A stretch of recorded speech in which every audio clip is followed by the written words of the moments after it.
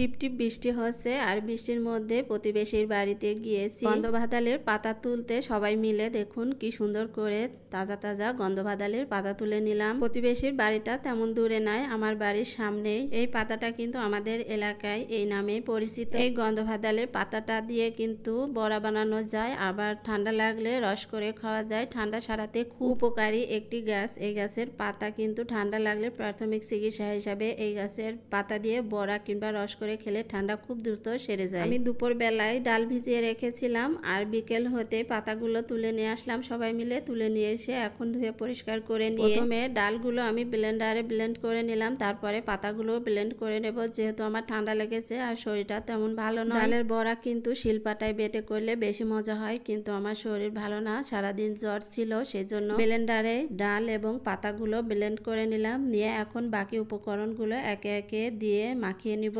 প্রথমে দিয়ে দিলাম অনেকটা পেঁয়াজ আর কাঁচামরিচ কেটে রেখেছিলাম, সেগুলো সব দিয়ে দিলাম। এরপরে স্বাদ মতো লবণ আর হলুদও দিয়ে দিলাম। দিয়ে এখন দেব শুকনো ঝালের গুঁড়িও একটু বেশি করে দেব, যেহেতু গায়ে জ্বর, মুখে রুচি নেই, সেই জন্য ঝালটা একটু বেশি করে দিলাম যাতে খেতে ভালো লাগে। সব উপকরণ পরিমাণ মতো দিয়ে এখন হাত দিয়ে খুব ভালোভাবে মাখিয়ে নিলাম। নিয়ে এখন চুলাতে কড়াই দিয়ে দিলাম। কড়াইটা গরম হয়ে গেছে, এখন পরিমাণ মতো তেল দিয়ে দিব।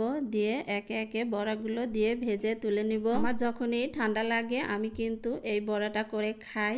দুইবার খেলে কিন্তু আমার ঠান্ডা আল্লাহর রহমতে কমে যায়। শুধু শুধু ওষুধ খাওয়ার চেয়ে এই বড়াটা খেলে খেতেও ভালো লাগে, মুখে রুচিও আসে আর ঠান্ডা সারার কাজও করে। গতকাল ছাদে একটু টিপটিপ বৃষ্টির মধ্যে কাজ করেছি আর বৃষ্টির পানি মাথায় পড়েছে, তাতে কিন্তু আমার ঠান্ডা লেগে গেছে। বৃষ্টি হলে ঠান্ডা লেগে যায় আর বৃষ্টি বন্ধ হয়ে গেলে রোদ বের হলে এমন গরম পড়ে যে কোনো কাজই করা যায় না। আমার ছাদ বাগানে অনেক গাছ আছে, ভাবছি এই গন্ধভাদালের একটা ডাল নিয়ে এসে ছাদ বাগানে লাগিয়ে দেব, তাহলে যখন ইচ্ছা তুলে এভাবে বড়া করে খেতে পারবো আর খেতেও কিন্তু অনেক বেশি মজা হয়। গন্ধভাদালের পাতাটাও যখন আমি ব্লেন্ড করছিলাম আমার মেয়ে তো নাক বন্ধ করে বসেছিল, বলছে গন্ধ।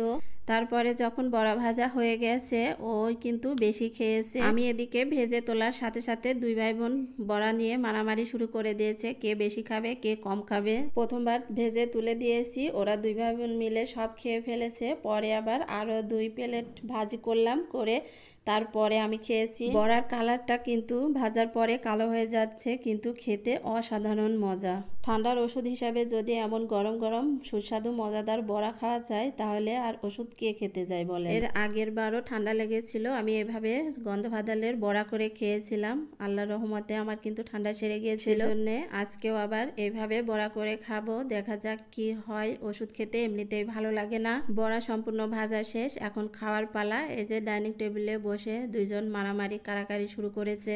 বড়া ভাজা হয়ে গেছে, এখন সবাই মিলে একসঙ্গে খেতে বসেছি। সবাই মিলে মজা করে খেয়ে নিলাম সন্ধ্যাবেলা। ঠান্ডা লাগলে আপনারাও এভাবে ট্রাই করে দেখতে পারেন। এই বড়া খেতে যেমন মজা, ওষুধি গুণে সম্পন্ন।